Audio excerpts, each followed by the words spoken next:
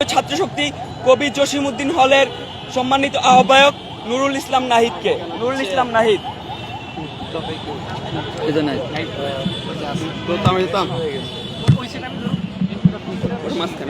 উপস্থিত সাংবাদিক বৃন্দ এবং শিক্ষার্থীবৃন্দ সবাইকে আমার বিপ্লবী সালাম জানাচ্ছি। আজকে আমরা এখানে রাজু ভাস্কর্যে সমবেত হয়েছি। এটি আমাদের একটি সাধারণ সমাবেশ নয়। আমরা আজকে এখানে দাঁড়িয়ে সাধারণ জনগণের দীর্ঘশ্বাসের প্রতিধ্বনি উচ্চারণ করার জন্য আমরা আজকে এখানে দাঁড়িয়েছি। আমরা দেখতে পাচ্ছি সারা দেশে বিদ্যুৎ গ্যাস বিল অস্বাভাবিক হারে বৃদ্ধি পাচ্ছে।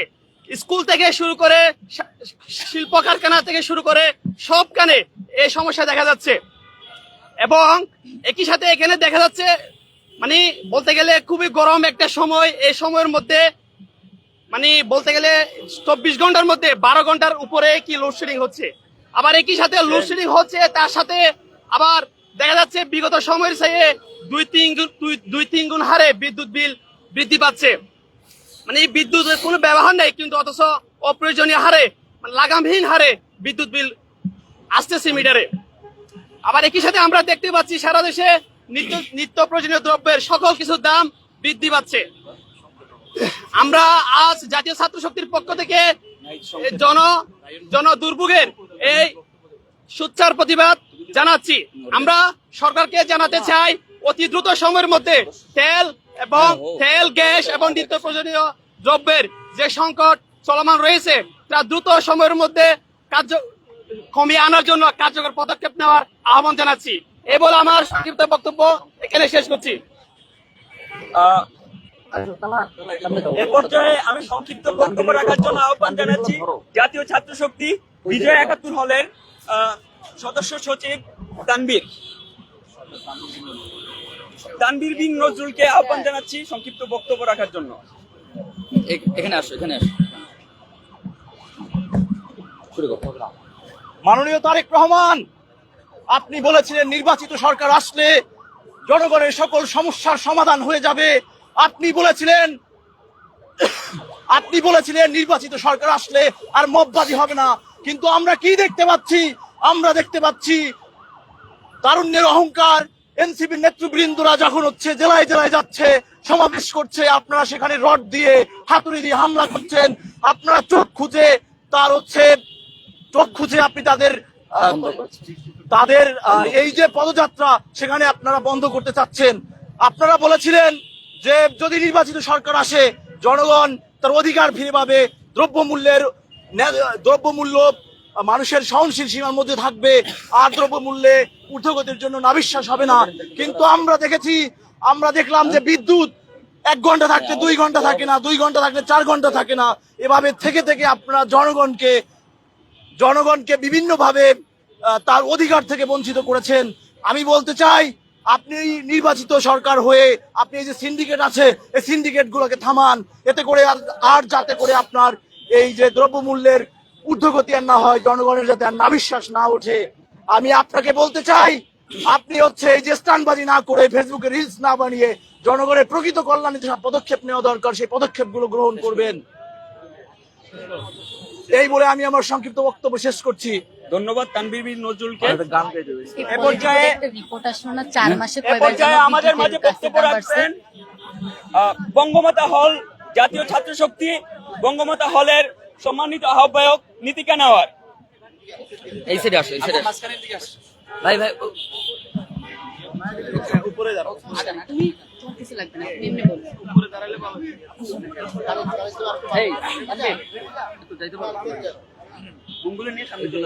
আপনি একটু এগিয়ে আসুন।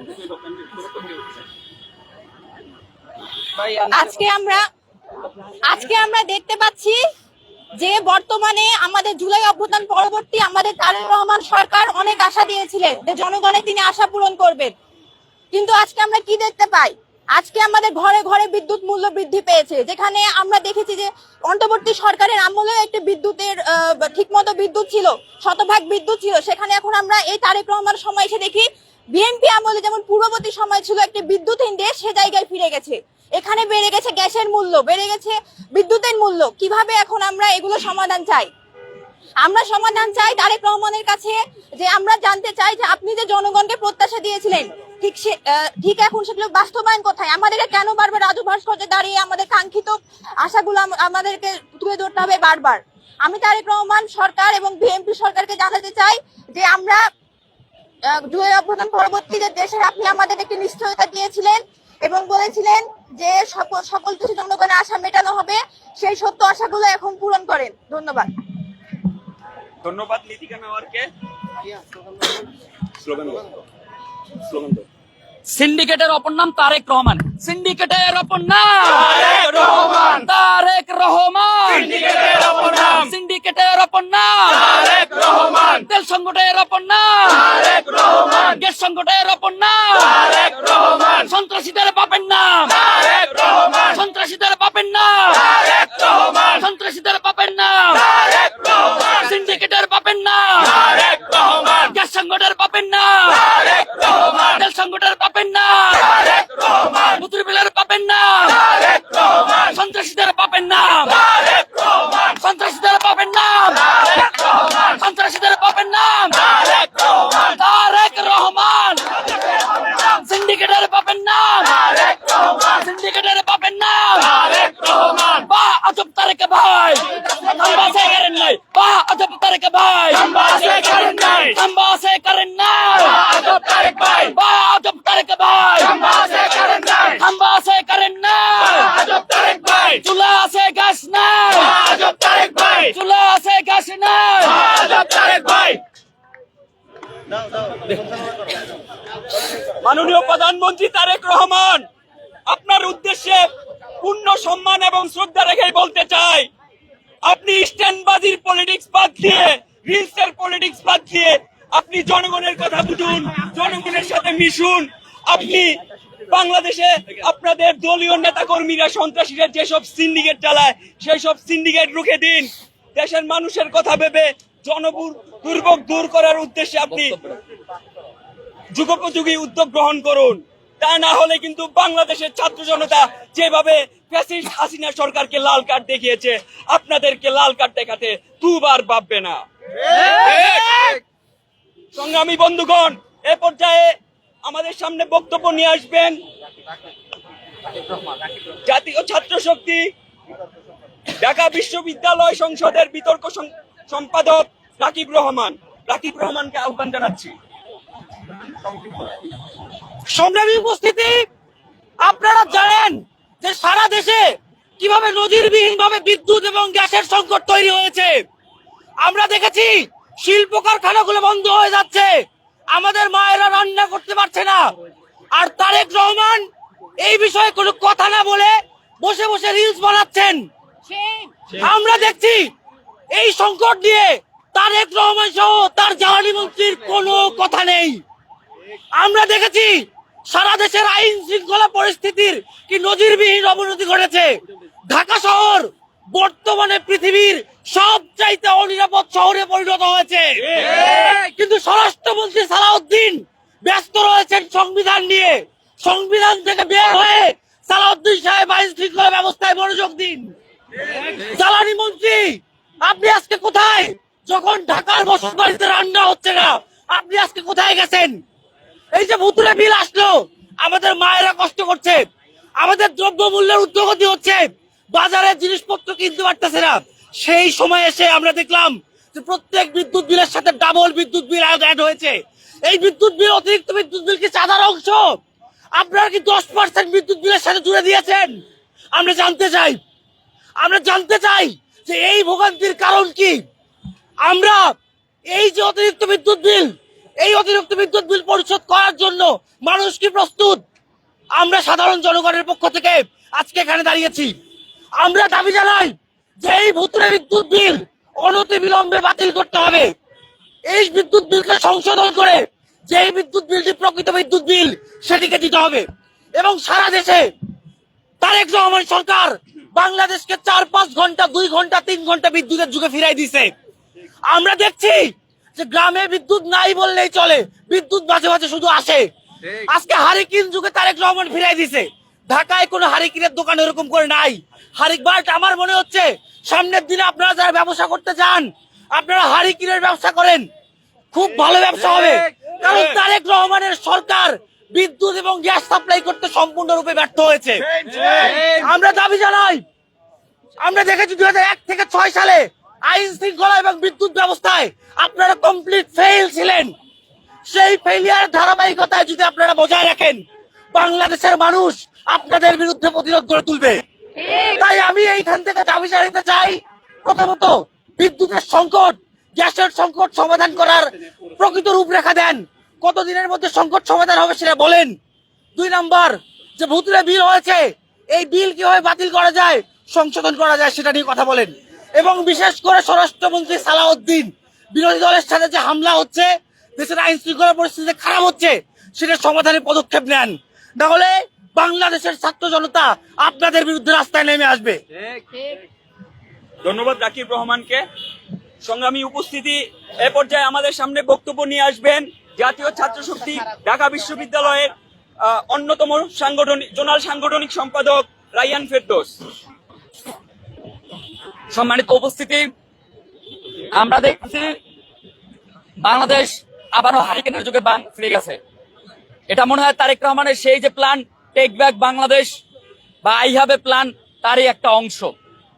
সম্মানিত উপস্থিতি, তারেক রহমান সরকার ক্ষমতায় আসার পর এখন পর্যন্ত 4 বার গ্যাসের দাম বাড়াইছে। 1 মাস যেতে না যেতে আবার গ্যাসের দাম বাড়ায়। আমরা তো ডক্টর ইউনূসের আমল, যখন বাংলাদেশ চরম সংকটের মুহূর্তে ছিল, তখনও তো এভাবে বারবার বিদ্যুৎ বিল, গ্যাসের বিল বাড়াতে দেখিনি। তাহলে তারেক রহমান একজন নির্বাচিত সরকার হয়ে দেশের স্থিতিশীল অবস্থায় কেন বারবার বিদ্যুৎ বিল, গ্যাসের বিল বাড়াচ্ছে? তার উপর এখন আবার আমরা দেখতে পাচ্ছি যে বিদ্যুতের বিল 2 গুণ 3 গুণ করে আসতেছে। এই যে বিদ্যুৎ বিলের ডাকাতি, এটা হলো তারেক রহমানের তেলেশবাতি। আমরা স্লোগান ধরবো, বিদ্যুৎ বিলের ডাকাতি, তারেক রহমানের তেলেশবাতি, বিদ্যুৎ বিলের ডাকাতি। বিদ্যুৎ বিলে যে ডাকাতি করে তারেক রহমান মনে হয় তার যে সারা দেশের 17 বছরের ক্ষুধার্ত নেতা কর্মী, তাদের ভাগ করে দেওয়ার জন্য এই ডাকাতিটা করেছে। মাননীয় সম্মানিত উপস্থিতি, আমরা দেখলাম ফ্যামিলি কার্ডের নামে একটা নতুন স্ক্যাম শুরু হয়েছে, যেখানে জরিপ করার জন্য 2000 কোটি টাকা ব্যবহার করা হবে। এবং আরো আশ্চর্যজনক ব্যাপার, এই জরিপ করতে ব্যবহার হবে, কাজ করবে সারা দেশে তার ছাত্রদল, যুবদলের নেতা কর্মীরা। অর্থাৎ তিনি এই 2000 কোটি টাকা রাখছেন তার দলের নেতা কর্মীদের খাবার হিসাবে। তারেক রহমান, এই দেশটা 5 আগস্টের পর আপনার হাতে তুলে দেওয়া হয়নি আপনার নেতা কর্মীদের খাবার বানানোর জন্য। আমরা দেখতে পাই বিরোধী দল যেখানেই সভা সমাবেশ করতে যায়, সেখানেই তাদের উপরে হামলা হচ্ছে। আমরা দেখতে পাই আজকে মির্জা ফখরুল বলতেছেন এটা বিচ্ছিন্ন ঘটনা, তাদের সাথে আমাদের কোনো সমস্যা নাই। এটা যদি বিচ্ছিন্ন ঘটনা হয়, তাহলে আপনারা তাদের কেন বিচার করেন না?